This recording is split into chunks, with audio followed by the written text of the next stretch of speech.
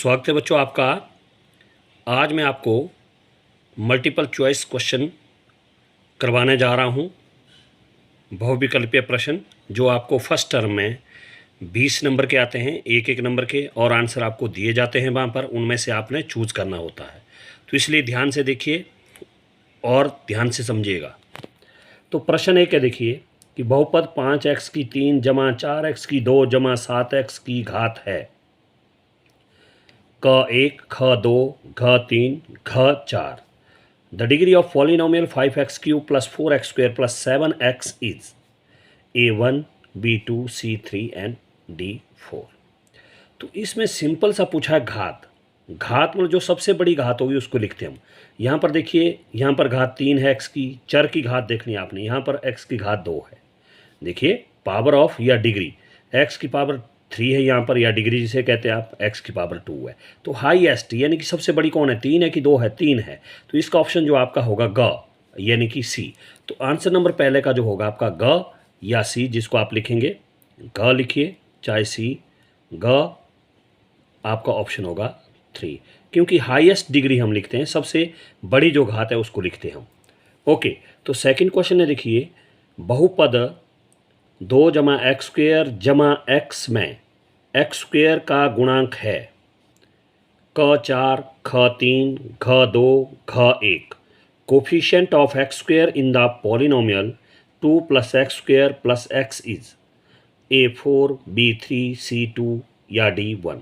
अब x² का गुणांक, x² का गुणांक, गुणांक मतलब x को क्या गुणा कर रहा है। यहाँ पर देखिए x², इस x² का मतलब है इसके पीछे कोई अंक नहीं, तो वहाँ पर क्या होता है, 1 होता है। चिन्ह का ध्यान रखना, यहाँ पर देखिए प्लस है, यानी कि प्लस x² है, तो इसका मतलब क्या लिखेंगे हम, +1 होगा इसका गुणांक, यानी कि इसके होगा गुणांक 1। 4 नहीं, 3 नहीं, 2 नहीं, इसका होगा 1। यानी कि कोफिशिएंट ऑफ x² से पहले जो मल्टीप्लाई कर रहा है नंबर वो होता है 1, क्योंकि यहाँ पर कुछ नहीं तो वहाँ पर क्या होता है, 1 होता है। तो हमारा आंसर होगा डी। क्या होगा, डी, यानी कि घ। क्या होगा, घ, या जिसे आप डी इंग्लिश मीडियम में, तो आंसर भी आप लिखेंगे 1। x² का कोफिशिएंट क्या है, 1।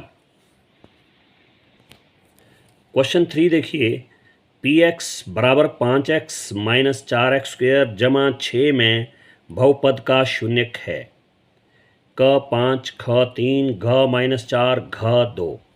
The zero of the polynomial px is equal to 5x - 4x² + 6 is A5 B3 C - 4 D2। तो इसका देखिए क्या होगा कि px 0, इसको कहा शून्यक, शून्यक मतलब इसका आंसर कितना आना चाहिए, शून्यक। जब हम यहाँ पर हमारे पास बहुपद दिया है x में, किस में दिया है, x में, polynomial is given in x, तो we put the value of x 5 3 - 4 and 2।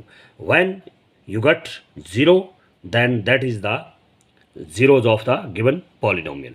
यानी कि जब आप x की वैल्यू डालेंगे, 5 डालेंगे या 3 डालेंगे, -4 डालेंगे, 2 डालेंगे, तब अगर आंसर शून्य आता है तो वो आपका 0 होगा, यानी कि शून्य का होगा। देखिए मान लो अब 5 ले रहे आप, यहाँ आएगा, देखिए 5 कितना आएगा, ये देखिए मैं लिख रहा हूँ यहाँ पर 5x² है हमारे पास, सॉरी 5x - 4x² + 6 ये दिया है। तो पहला जो ऑप्शन दिया इन्होंने 5 दिया, देखिए 5 डाल के देखिए x, क्योंकि x की वैल्यू 5 होगी, तो 5 डालें, देखिए 5 × x की जगह 5 -4, या x की जगह 5 इसका स्क्वायर + 6। तो देखिए 5 5 के 9 होगा 25 -4 × 5 5 25 + 6, 25 का 25 माइनस 24 24 25 × 4 दैट इज 100, यानी कि 25 चौके 100 + 6 का 6। देखिए अब 6 प्लस का 25 प्लस का 25 + 6 31, देखिए आ गया 31 और बच गया -100। अब देखिए 100 आपका माइनस का है, 31 आपका प्लस का है, तो देखिए 100 से 1 लेस किया 9, और या 9 से 3 लेस किया तो 6 -67। ये 0 नहीं आ रहा इसका आंसर, तो आपका ये नहीं होगा इसका 0। 3 से देखिए, अब 3 में डाला हूँ यहाँ पर वैल्यू, देखो 3 डाला, 5 3 हो जाएगा 15, कितना हो जाएगा 15, देखिए 5 3 15, फिर -4 का 4, 3 डाला तो 3 का स्क्वायर कितना हो जाएगा, 9 हो जाएगा +6। तो देखिए 15 - 4 × 3 का स्क्वायर 3 9, और प्लस 6 का 6। देखिए 15 का तो आ गया 15 माइनस 4 9 यानी कि 4 ज़ा 9 36 प्लस 6 का प्लस 6। देखिए 15 प्लस का 6 प्लस का ये आ गया 21 और माइनस 36। तो देखिए 36 आपका माइनस का है, 21 आपका प्लस का है।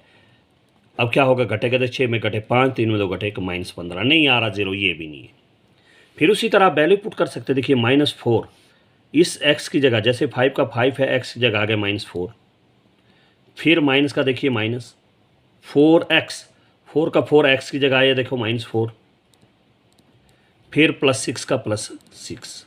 देखिए माइनस और प्लस माइनस 5 4 ज़ा 20 यानी कि पंचों के 20 माइनस इसका स्क्वायर भी है। देखिए माइनस का माइनस फिर 4 का 4, यहाँ पर बीच में क्या साइन होगा मल्टीप्लाई, माइनस का स्क्वायर माइनस माइनस प्लस 4 का स्क्वायर 4 4 ज़ा 16 और प्लस 6 का 6।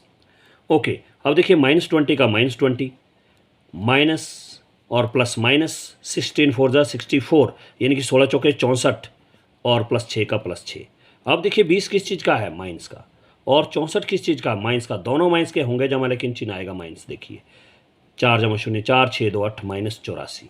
देखिए आगे -84 और प्लस 6 का प्लस 6।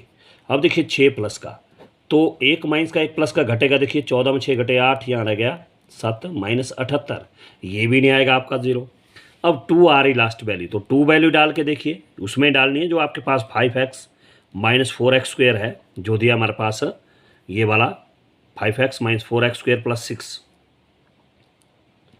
6 डालिए 2। देखिए x की जगह 2 -4 x की जगह 2 इसका स्क्वायर प्लस 6।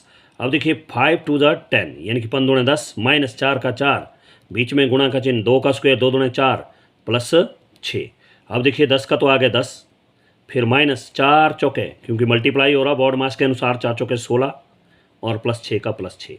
देखिए 10 भी प्लस का है क्योंकि इसके पीछे कोई चिन्ह नहीं, और 6 तो आपका पहले ही प्लस का है, प्लस दोनों प्लस के तो आ गए 16। देखिए आ गए 16 और माइनस 16, ये और ये आ गए 16 और -16, 16 में 16 घटे 0। इसका मतलब क्या, हमने x की वैल्यू पुट की कि हमारे पास 0 आंसर आया, वो आया 2। तो आपका जो आंसर होगा वो होगा ऑप्शन 2। क्या होगा, 2 यानी कि घ। आंसर नंबर 3 होगा आपका घ, और साथ में ए भी लिखना, ऑप्शन जो आया 2। क्वेश्चन 4 देखिए, √2 एक संख्या है, यानी कि करनी 2 एक संख्या है। क परिमेय है, ख अपरिमेय, घ प्राकृत, घ पूर्ण संख्या है। √2 is a number, A rational, B irrational, C natural, D whole number. तो देखिए अब जो भी आपके पास से अनरूट में होते हैं, जैसे मान लो आपके पास आता है √3, ये आपकी होगी अपरिमेय। क्या होगी, अपरिमेय संख्या, अपरिमेय। क्योंकि इनके हम अगर पेयर बनाएंगे तो वो नहीं बनेगा, क्योंकि 3 का मल्टीप्लाई देखो, 3 एकम 3, पेयर आपका बनेगा नहीं, तो इसलिए क्या हो गया आपकी, ये अपरिमेय होगी। जो भी आपकी अनरूट वाली है, जिनके पेयर नहीं बनते हैं, यानी कि वर्गमूल उनका नहीं बनता है, तो उनको क्या कहते हैं आप, अपरिमेय। क्या कहते हैं उनको, अपरिमेय। तो आपका होगा ख, इसका क्या होगा, इर्रेशनल। क्या होगी, इर्रेशनल, यानी कि हिंदी में तो होगा ख, इसका ऑप्शन आप लिखेंगे अपरिमेय। क्या होगा, अपरिमेय। और इंग्लिश में जो आपका बी ऑप्शन है, आप लिखेंगे इर्रेशनल। इर्रेशनल, इनको कहते हैं इर्रेशनल। ओके। प्रश्न 5 कह रहा है कि यदि 2 रेखाएं परस्पर प्रतिच्छेद करें तो शीर्षाभिमुख कोण होते हैं। क बराबर नहीं, ख बराबर, ग 90 डिग्री और घ 180 degree. If 2 lines intersect each other then vertically opposite angles are A not equal, B equal, C 90 degree and D 180 degree. देखिए 2 रेखाएं, कोई भी 2, जैसे मान लो एक मैंने ये ले ली इस तरह से, और एक मैंने इस तरह से ले ली, ये इस तरह से। अब यहाँ पर जो इधर देखिए ये और ये, जैसे मान लो ये कोण 1 है, ये कोण 2 है, ठीक है, this is angle 1, this is angle 2। अब इनको कहते हैं वर्टिकली अपोजिट एंगल, जो आम इस तरह, ये देखो इसका मान लो ये मुंह है, इसका मुंह इधर से है, यानी कि मुंह इनके आमने सामने, वर्टिकली अपोजिट एंगल। शीर्षाभिमुख, शीर्ष जैसे एक का शीर्ष इस साइड को है, दूसरे का यहाँ पर देखो टच हो रही तो शीर्ष हो गए यहाँ पर, एक शीर्ष इस साइड को, इसका शीर्ष इस साइड को, अपोजिट। तो ये जो बराबर होते हैं, एक इस किसके बराबर होगा, 2 के बराबर। और मान लो यहाँ पर कोण 3 बन रहा है, तो कोण 3 किसके बराबर होगा, कोण 4 के बराबर। इनको कहते हैं शीर्षाभिमुख कोण। एक का शीर्षाभिमुख 2 है और 3 का शीर्षाभिमुख 4 है, यानी कि vertically opposite angle of 1 is 2 and vertically opposite angle of 3 is 4। So 1 is equal to 2 and 3 is equal to 4। तो इसलिए वर्टिकली अपोजिट एंगल्स क्या होते हैं, इक्वल होते हैं। क्या होते हैं, इक्वल, बराबर होते हैं वो। ख आपका ऑप्शन होगा, ख क्या होगा, ख, जिन्हें आप क्या कहेंगे, बराबर। क्या कहते हैं, शीर्षाभिमुख कोण क्या होते हैं, बराबर होते हैं, इंग्लिश में इक्वल। क्या लिखेंगे आप, इक्वल, और ऑप्शन जरूर लिखना। अब अगला देखिए प्रश्न 6 क्या कह रहा है, बिंदु 5, -3 किस चतुर्थांश में स्थित हैं। क प्रथम चतुर्थांश, ख द्वितीय चतुर्थांश, ग तृतीय चतुर्थांश, घ चतुर्थ चतुर्थांश। यानी कि points 5, -3 lies in which quadrant, first quadrant, second quadrant and third quadrant and fourth quadrant. तो देखिए इसके लिए आपको कार्तीय तल, जैसे मान लो ये आपका एक्स अक्ष है, इसको कहते हैं हम हॉरिजॉन्टल लाइन को एक्स अक्ष कहते हैं, एक्स एक्सिस। और वाई एक्सिस जो होती है, यानी कि वाई अक्ष जो होता है, उसको कहते हैं हम वर्टिकली लाइन। ये प्लस वाई होता है इधर, इधर माइनस वाई, और दाईं साइड प्लस एक्स और बाईं साइड माइनस एक्स। तो देखिए जब आप इधर आएंगे, मान लो दोनों रेखाएं आपस में प्रतिच्छेद कर, इसको कहते हैं मूल बिंदु। तो मूल बिंदु के निर्देशांक जो होते हैं वो होते हैं 0,0, यानी कि एक्स भी यहाँ पर 0 होता है और वाई भी यहाँ पर 0 होता है। अब देखिए मान लो ये होता है आपका पहला चतुर्थांश, इसको कहते हैं पहला, कंटिन्यू, इसको दूसरा चतुर्थांश कहते हैं, और ये तीसरा चतुर्थांश कहेंगे इसको, और ये आपका चौथा चतुर्थांश है। This is first quadrant, this is second and this is third and this is a fourth quadrant. अब बात की देखो 5, हमने सिर्फ साइन देखना है और कुछ नहीं, आंकड़ों से कुछ नहीं लेना, क्योंकि बात चिन्ह की है। देखो यहाँ पर फर्स्ट क्वाड्रेंट में, यानी कि प्रथम चतुर्थांश में देखिए यहाँ पर एक्स भी जमा का है और वाई भी यहाँ पर किस चीज़ का है, प्लस का। देखिए यहाँ पर प्लस और प्लस आएगा। फिर इस साइड आइए, देखिए एक्स किस चीज़ का है, क्योंकि पहले एक्स ही लिखते हम। एक्स किस चीज़ का, देखिए माइनस का है तो माइनस होगा। फिर वाई किस चीज़ का, देखिए प्लस का है तो प्लस, ठीक है। और थर्ड क्वाड्रेंट में देखिए यहाँ पर एक्स किस चीज़ का, देखिए माइनस, और वाई किस चीज़ का है, वो भी माइनस का है, देखिए तो माइनस, ठीक है। अब चौथे चतुर्थांश में एक्स देखिए किस चीज़ का जा रहा है, देखिए प्लस का जा रहा है, और वाई किसका है, वो नेगेटिव है। तो अब देखिए यहाँ पर 5 किस चीज़ का, प्लस का, प्लस दूसरा किस चीज़ का, माइनस का, यानी कि पहला प्लस का है दूसरा माइनस का है। कहाँ है पहला प्लस दूसरा माइनस, यहाँ प्लस प्लस है, यहाँ पहला प्लस नहीं है, यहाँ पहले दोनों माइनस के, यहाँ देखिए पहला प्लस दूसरा माइनस है। इसका मतलब पहले प्लस है, देखिए 5 में कोई साइन नहीं तो वो प्लस है, और 3 आपका नेगेटिव है, यानी कि प्लस और माइनस किस में आएंगे, फोर्थ क्वाड्रेंट में। तो आपका जो आंसर होगा वो होगा घ। क्या होगा, घ। प्लस और माइनस जो आएंगे फोर्थ क्वाड्रेंट में आएंगे, तो वो आपको आंसर होगा यहाँ पर क्या होगा, घ। और आप लिखेंगे यहाँ पर फोर्थ क्वाड्रेंट, यानी कि चौथा चतुर्थांश। ओके, अब उसके बाद अगला देखिए प्रश्न 7, देखिए क्या कह रहा है कि एक प्रतिवर्ती कोण का माप कितना होता है।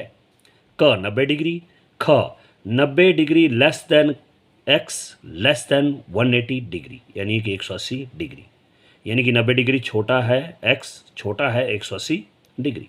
ग 180 डिग्री, ग 180 डिग्री छोटा है एक्स और छोटा है 360 डिग्री। इनकी value of a reflex angle is equal to A 90 degree, B 90 degree less than x less than 180 degree and C 180 degree, D 180 degree less than x less than 360 degree. तो इसके लिए देखिए जो प्रतिवर्ती एंगल होता है, यानी कि प्रतिवर्ती जो कोण होता है वो होता है 180 डिग्री से बड़ा और 360 से छोटा, यानी कि 180 और 360 के बीच का होगा, ना तो वो 180 होगा ना वो 360 होगा, यानी कि 180 से ज़्यादा होगा और 360 से कम होगा। रिफ्लेक्स एंगल जो हमेशा क्या होगा, 180 degree less than x less than 360, यानी कि एक्स जो इन दोनों के बीच का आ रहा है। तो इसलिए आपका जो आंसर होगा वो होगा डी। क्या होगा, डी, यानी कि घ। कौन सा होगा, घ। और आप लिखेंगे 180 डिग्री लेस देन x और लेस देन 360 डिग्री। ओके। प्रश्न 8 देखिए, किसी चतुर्भुज के कोणों का योग होता है क 180 डिग्री, ख 90 डिग्री, घ 360 डिग्री, घ 450 degree. The sum of angles of a square is A 180 degree, B 90 degree, C 360 degree and D 450 degree. तो चतुर्भुज के चारों कोणों का योग जो होता है वो होता है 360 डिग्री। कितना होता है? 360 डिग्री। वो होगा आपका घ। क्या होगा? घ। और आप लिखेंगे 360 डिग्री।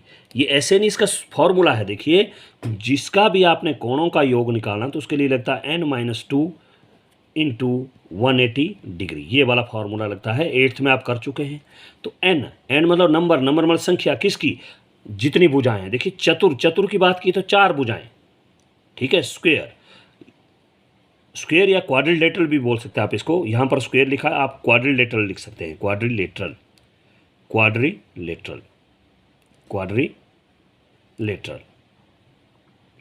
चतुर्भुज में स्क्वेयर भी आता है। तो क्वाड्रिलेटरल यानी कि चतुर्भुज के चारों कोणों का योग जो होता है वो होता है 360 डिग्री। कहा मैंने। सम ऑफ एंगल्स ऑफ स्क्वेयर भी, स्क्वेयर जो सम ऑफ एंगल्स ऑफ स्क्वेयर जो होगा 360 डिग्री। जो रेक्टेंगल है उसमें भी 4 साइड्स होती है, उसका भी होगा 360 डिग्री, ठीक है।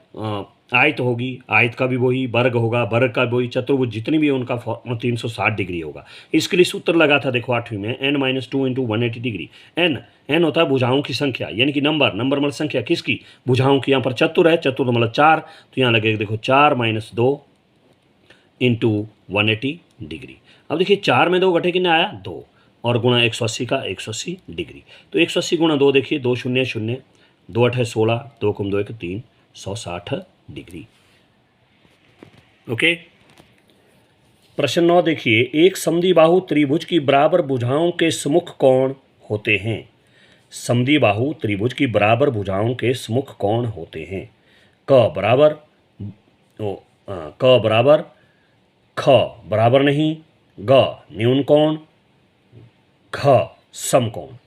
यानी कि angle opposite to equal sides of an isosceles triangle are A equal, B not equal, C acute angle and D right angle. देखिए समद्विबाहु त्रिभुज तो वो इस तरह, देखिए आप, ये इस तरह, इसको बोलेंगे आप समद्विबाहु त्रिभुज। जैसे मान लो ये भी ए है, ये भी ए है, ये इसकी बराबर, सम बराबर द्वि दो, उसकी 2 भुजाएं बराबर होती ए। अब इन्होंने कहा देखो, इसके समद्विबाहु त्रिभुज की बराबर भुजाओं के सम्मुख कोण, ये भी भुजाएं हैं, ये भी भुजाएं, इनके जैसे इसके सामने का ये कोण, ये भी बराबर होगा, और इसके सामने का ये कोण, ये क्या होंगे? बराबर होंगे। क्या होंगे? बराबर होते हैं। होते भी न्यून कोण है लेकिन असली में बराबर होंगे। वो क्या होंगे? बराबर। तो आपका ऑप्शन होगा क। क्या होगा आपका ऑप्शन? क। क्या होगा? क। क्या होगा आपका ऑप्शन? क। यानी कि आप लिखेंगे बराबर। क्या लिखेंगे? बराबर, यानी कि इंग्लिश में इक्वल। क्या लिखेंगे इंग्लिश में? इक्वल। अब प्रश्न 10 देखिए, एक ऋजु कोण का माप किसके बराबर होता है? क 270 डिग्री, ख 180 डिग्री, ग 90 डिग्री, घ 360 degree. The value of a straight angle is equal to A 270 degree, B 180 degree, C 90 degree and D 360 degree. देखिए straight angle, straight line angle, जैसे ये है, मान लो आपके पास, इसको कहते हैं हम ऋजु कोण। जैसे मान लो ये आपके पास लाइन है, कोई भी पॉइंट ले, यहाँ पर कितने डिग्री का कोण होगा वो आपको पता है। जो आपके लीनियर पेयर ऑफ एंगल्स होते हैं, यहाँ पर जितने भी कोण बनेंगे उन सब का जोड़ जो है कितना होता है? 180 डिग्री। यहाँ पर जो कितने डिग्री का एंगल होगा आपका? 180 डिग्री। ऋजु कोण जो होता है 180 डिग्री होता है, यानी कि straight angle that is equal to 180 degree. तो आपका होगा ख ऑप्शन। क्या होगा? ख।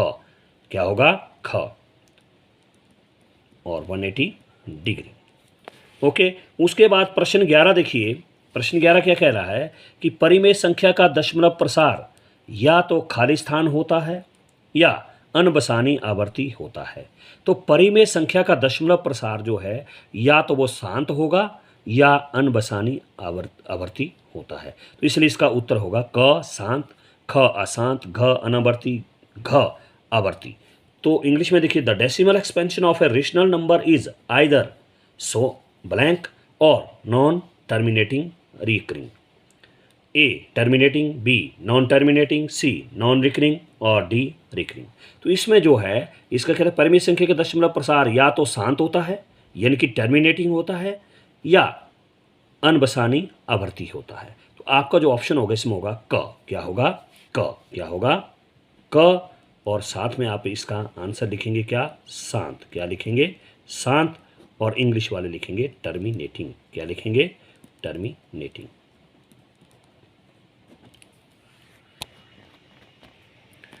प्रश्न 12 देखिए, 16 की घात 3/2 का मान है।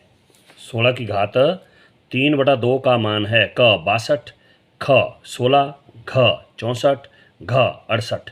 The value of 16 is equal to, the value of 16 is equal to A 62, B 16, C 64, D 68। तो देखिए 16 की घात 3/2, तो आप इसको रफ में सॉल्व करेंगे। देखिए 16 की घात 3/2, तो सबसे पहले आपने ध्यान रखना यहाँ पर बटे में क्या है, अपॉन में क्या है, 2 है। तो हम इस नंबर के 2 फैक्टर ऐसे ढूंढते हैं कि उनको ही मल्टीप्लाई करके 16 आ जाए। जैसे 1 1 जा 1, 2 2 जा 4, 3 3 जा 9, 4 4 जा 16। ऐसा नंबर ढूंढना जिसको 2 बारी गुणा करने पर 16 आ जाए। ऐसी संख्या ढूंढनी जिसको 2 बारी गुणा करने पर 16 आए। क्यों कर रहे 2 बारी? क्योंकि बटे में 2 है, तो बटे में 3 होगा तो ऐसा अंक ढूंढना कि जिसको 3 बारी गुणा करने पर 16 आए। अगर बटे में 2 है तो ऐसा अंक ढूंढना कि जिसको 2 बारी गुणा करने पर 16 आ जाए। तो देखो 1 एकम 1, 2 दूने 4, 3 3 9, 4 चौके 16। तो ये आ रहा देखो किसका? 4 गुणा 4, इसकी घात बार जो है तो वो हो गया 3/2।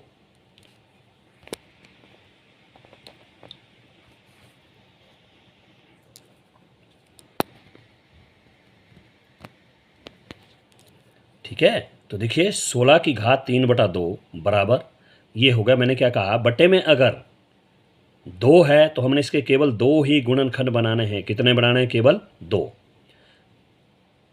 तो ऐसी संख्या देखनी जिसको 2 बारी गुणा करने पर 16 आए। जैसे कि कम 1, 2 दूने 4, 3 3 9, 4 चौके 16। तो ये आगे देखो 4 चौके 16। कितना आ गया? 4 चौके 16। तो अब देखिए, अब 4 कितनी बारी आ रहा है? 2 बारी आ रहा है, तो आप लिखेंगे इसको 4 की घात 2। क्यों लिख रहे घात में? क्योंकि बार घात है। 4 2 बारी आया तो 4 की घात 2, यानी कि 4 2 टाइम आ रहा तो 4⁻²।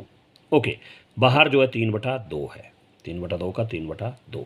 अब हम इन ब्रैकेट को खोलेंगे। देखिए, तो अब देखिए ध्यान से, 4 की घात 2 और यहाँ पर कुछ चिन्ह तो इंटू मतलब गुणा, 3/2 का 3/2। अब ऊपर नीचे आप इनको काट सकते हैं, क्योंकि इसके अपॉन में 2 है तो यहाँ पर 1 होता है। गुणा करती बारी आप ऊपर नीचे काट सकते हैं। देखो 2 एकम 2, 2 एकम 2, यानी कि 2 1 जा 2, 2 1 जा 2। तो देखिए हमारे पास बच गया 4 की घात 1 3 3, 4 की घात 3।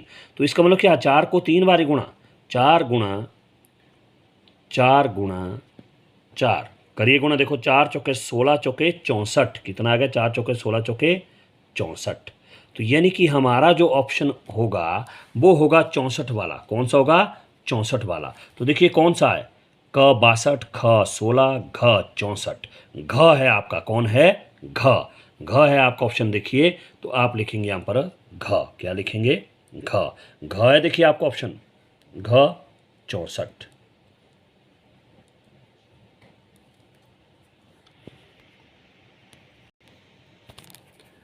अब 13वां प्रश्न देखिए, 4 माइनस √6 एक संख्या है। क परिमेय, ख अपरिमेय, घ प्राकृत, घ पूर्ण। यानी कि 4 minus √6 is a number rational, irrational, natural और होल नंबर। तो अभी पहले भी एक प्रश्न आया था इस तरह। देखिए, तो आप देखिए यहाँ पर इस तरह से कर सकते हैं, 4 माइनस √6। तो इसके पेयर बनाइए अगर बनते हैं तो। देखिए इसके फैक्टर बनते हैं 2 3 6। कोई क्या यहाँ पर ऐसी संख्या जिसका जोड़ा बना, यानी कि सेम बना? नहीं बना। 2 और 3 अलग है, तो यह हमारे पास 4 माइनस √6। जब भी किन्हीं भी प्रश्नों को सॉल्व करने के बाद अगर आपका आंसर अनरूट में ही आता है तो वो आपकी अपरिमेय होती है। क्या होती है वो? अपरिमेय। तो आपका होगा ख। क्या होगा? ख ऑप्शन होगा। और लिखेंगे आप अपरिमेय। क्या होगा? अपरिमेय। अपरिमेय। यानी कि इंग्लिश में इर्रेशनल, इर्रेशनल, ये आपका ऑप्शन होगा। ओके, अब 14वां देखिए, 3 पद वाले बहुपद को कहा जाता है, 3 पद वाले बहुपद को कहा जाता है, त्रिघाती, रैखिक, त्रिपद, द्विपद। यहाँ पर बात की है 3 पद, 3 घात नहीं बोला, 3 घात बोला तो हम लिखते त्रिघाती, यहाँ बोला 3 पद, 3 पद वाला तो उसको कहेंगे हम त्रिपद, 3 पद यानी कि त्रिपद, तो आपका होगा घ, क्या होगा घ, त्रिपद। A polynomial of 3 term is called, बात की 3 टर्म है, उसमें 3 टर्म्स है, तो इसलिए उसको क्या कहेंगे, क्यूबिक नहीं कहेंगे, क्यूबिक होता है पावर के लिए, घात के लिए, डिग्री के लिए क्यूबिक लगेगा। बी लीनियर, लीनियर सिंपल होगा, ठीक है। सी ट्राइनोमियल और डी डाइनोमियल। तो आपका जो आंसर होगा वो होगा ट्राइनोमियल। पद की बात की है तो 3 पद वाले, यानी कि पॉलिनोमियल ऑफ 3, नोमियल आपका आएगा ट्राइनोमियल, नोमियल में तो ट्राइनोमियल, अगर बोलता पावर या डिग्री तब आप त्रिघाती लिखते, तो इसलिए इसको बोलेंगे आप त्रिपद, क्या कहेंगे त्रिपद। आपका हुआ ग आंसर, क्या हुआ ग, और साथ में लिखेंगे त्रिपद, क्या लिखेंगे त्रिपद, और इंग्लिश में लिखेंगे आप ट्राइनोमियल, क्या लिखेंगे ट्राइनोमियल, ये आपका ऑप्शन होगा।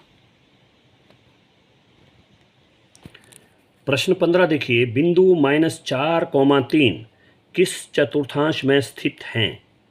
क पहला चतुर्थांश, ख दूसरा चतुर्थांश, ग तृतीय चतुर्थांश, घ चतुर्थ चतुर्थांश, यानी कि चौथे चतुर्थांश में। Points -4, 3 lies in which quadrant? First quadrant, second quadrant, third quadrant and fourth quadrant. वो मैंने अभी बताया आपको, देखो इसमें इससे पहले भी एक क्वेश्चन आया था।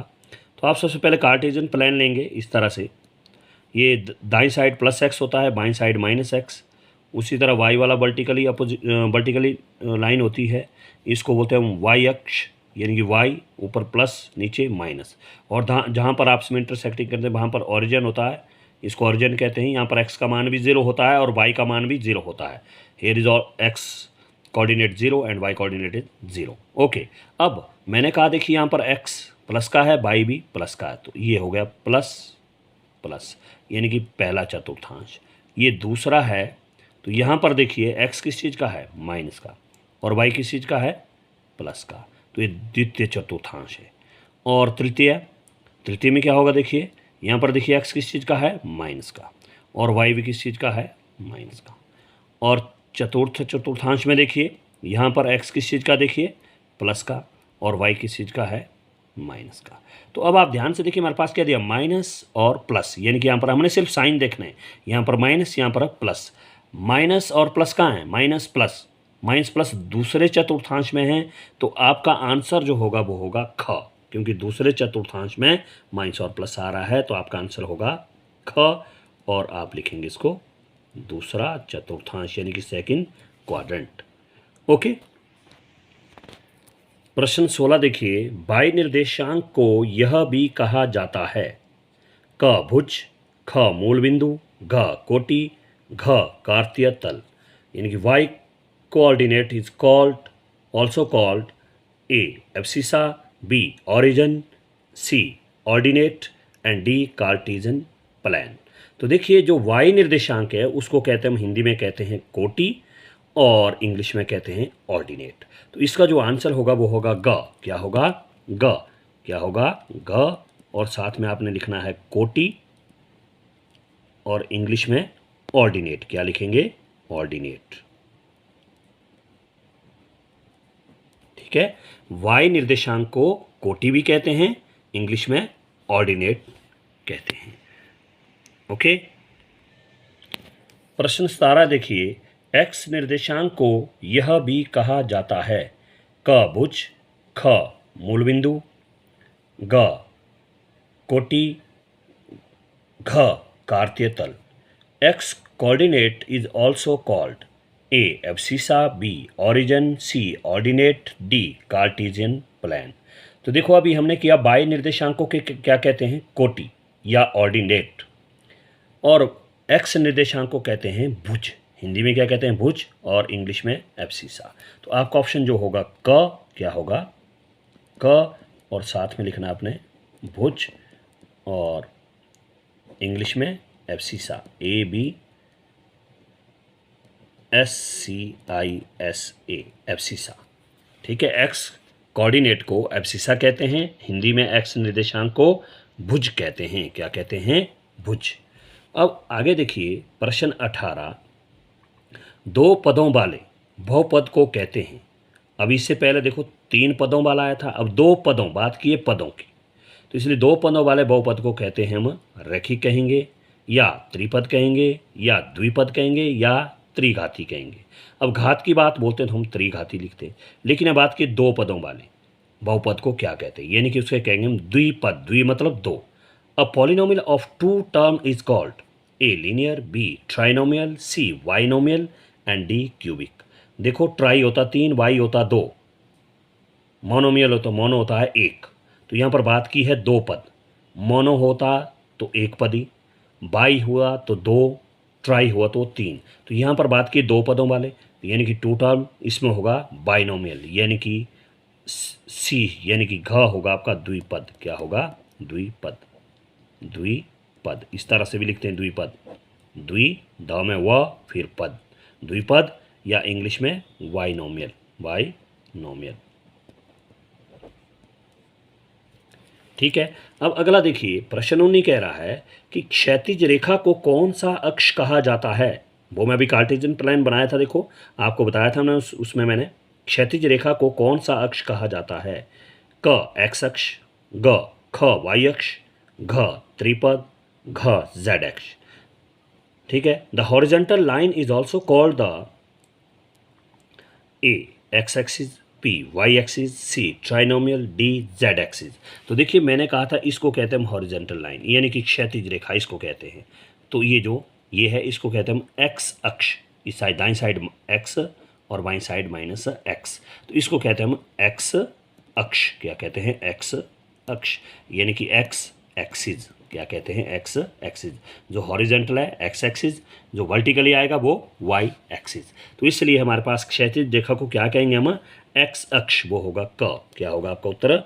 क, और लिखना है आपने एक्स अक्ष। क्या? एक्स अक्ष, और इंग्लिश में आएगा एक्स एक्सिस, ए भाग होगा तो आप लिखेंगे एक्स एक्सिस, ए इंग्लिश में है। ओके, प्रश्न 20 से देखिए, आकृति में यदि ए बी समांतर सी डी है तो y का मान ज्ञात कीजिए। ये देखिए ए बी और सी डी ये समांतर रेखाएं हैं, और इसको जो एक तिर्यक रेखा इनको प्रतिच्छेद कर रही है, एक तिर्यक रेखा इन दोनों को प्रतिच्छेद कर रही है। यहाँ पर जो 50 डिग्री का कोण दिया है, यहाँ पर मान लो ये x है। ठीक है, और कहा यहाँ पर y का मान आपने ज्ञात करना है। क 40 डिग्री, ख 50 डिग्री, घ 130 डिग्री, घ 140 degree. In figure if A B parallel C D, then find the value of y. A, B and C D are parallel lines. Okay, ये ट्रांसवर्सल, इसको कहते हैं ट्रांसवर्सल, तिर्यक रेखा को ट्रांसवर्सल कहते हैं। ये इन दोनों को इंटरसेक्ट कर रही है, काट रही है। तो देखिए यहाँ पर एक पॉइंट यहाँ पर काट रही है और दूसरा यहाँ पर देखिए यहाँ पर कौन दिया 50 डिग्री, और यहाँ पर था आपका x। तो अब हमें कहा है y, हमें x का मान नहीं दिया, हमें निकालना है y।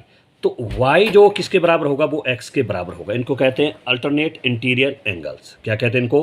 अल्टरनेट इंटीरियर एंगल्स, जो क्या होते हैं? इक्वल होते हैं। क्या होते हैं? इक्वल। इसलिए हमने जो है यहाँ पर x की वैल्यू फाइंड आउट करनी है पहले। किसकी वैल्यू? x की। यहाँ पर देखिए 2 मिनट के लिए मान लो ये आपके पास, मैं इसको क्या ले रहा हूँ यहाँ पर इस तरह से, ये दिया 50 डिग्री, और ये हमारे पास दिया है ओनली x। ठीक है, हमने सिर्फ x की वैल्यू फाइंड आउट करनी है। x किसके बराबर होगा? y के बराबर, because these are alternate interior angles, ये इक्वल होते हैं। क्या होते हैं? इक्वल। तो जब आप x की वैल्यू निकालेंगे तो वो किसके बराबर होगा? y के बराबर होगा। इसलिए हमने सिर्फ वो x की वैल्यू निकालनी। अब देखिए मान लो ये आपकी एक लाइन है, एक रेखा है। तो एक रेखा पर अभी मैंने पहले कहा था जो रिजु कोण होता है, स्ट्रेट एंगल होता है, उसको कहते हैं हम रिजु कोण। उस पर जितने भी कोण बनते हैं एक स्ट्रेट लाइन पर, उन सब का सम जो है 180 डिग्री होता है। तो ये होगा x plus 50 degree, that is equal to 180 degree. क्यों? क्योंकि ये बनाता है रैखिक युग्म। क्या कहते हैं हिंदी में? कहते हैं उसको रैखिक युग्म। क्या कहते हैं? रैखिक युग्म। इंग्लिश में लीनियर पेयर। क्या कहते हैं? Linear pair. Linear pair of angles होता है ये, ठीक है। तब इन दोनों का जोड़ जो है कितना होता है? 180 डिग्री, ठीक है। इनको रैखिक युग्म कहते हैं। एक ही लाइन पर जो है जितने भी कोण होंगे उन सब का जोड़ कितना होगा? 180 डिग्री। यहाँ से अब हम x की वैल्यू फाइंड आउट करेंगे। x बराबर है 180 का 180, ये देखिए 50 प्लस का तो पर जाके माइनस 50 डिग्री, ये हो गया पर जाके -50। अब देखिए 180 किस चीज़ का? प्लस का, 50 किस चीज़ का? माइनस का। घटाइए, 0 से 0, 8 से 5 3 एंड 1, ये आगे देखिए 130 डिग्री। कितना आ गया? 130 डिग्री। जब x 30 आया तो एंगल x जो है दैट इज इक्वल टू हमारे पास किसके बराबर होगा? एंगल y के बराबर। बिकॉज ये कंडीशन जो यहाँ पर होती है alternate interior angles, alternate interior angles, alternate interior angles जो होते हैं वो होते हैं इक्वल। क्या होते हैं वो? अल्टरनेट इंटीरियर एंगल जो होते हैं वो होते हैं इक्वल। क्या कहते हैं इनको? इक्वल। हिंदी में इनको कहते हैं एकांतर अंतःकोण। क्या कहते हैं? एकांतर अंतःकोण जो है क्या होते हैं? बराबर होते हैं। वो क्या होते हैं? बराबर होते हैं। तो इसलिए हमारे पास x किसके बराबर होगा? y के बराबर। x आया हमारे पास देखिए कितना? 130 डिग्री। कितना है देखिए? 130 डिग्री। तो इसलिए कोण x किसके बराबर होगा? कोण y के बराबर, क्योंकि इनको कहते हैं alternate interior angles, these are equal होते हैं, यानी कि एकांतर अंतःकोण क्या होते हैं? बराबर होते हैं। तो इसलिए हमारे पास जो ऑप्शन होगा वो होगा ग। क्या होगा? ग, यानी कि सी। आप लिखेंगे ग और ये होगा 130 डिग्री। तो इस तरह से पेपर में 20 क्वेश्चन आएंगे ही आएंगे, इसलिए ध्यान से करने हैं और ध्यान से वीडियो देखनी है और ध्यान से समझने हैं। Okay, thank you.